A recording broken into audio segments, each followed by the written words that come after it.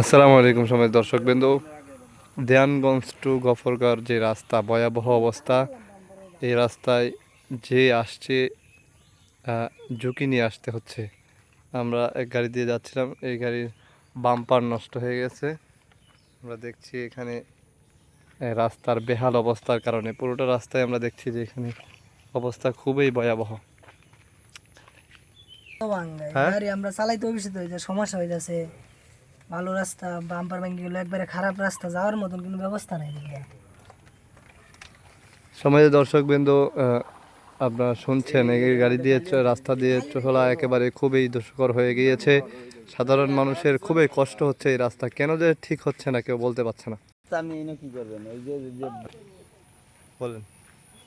যে রাস্তার যে বেহাল অবস্থা, আমাদের ঢাকা যেতে ছিলাম, গাড়ির বাম্পার ভেঙে গেছে সামনের। এই রাস্তা নিয়ে আগে বিগত মনে হয় যে আজকে 4-5 বছর ধরে এই অবস্থায় আমরা চলতেছি, অনেক ভোগান্তির মধ্যে, পেরেশানির মধ্যে আছে আর কি। এই আর কি বলবো।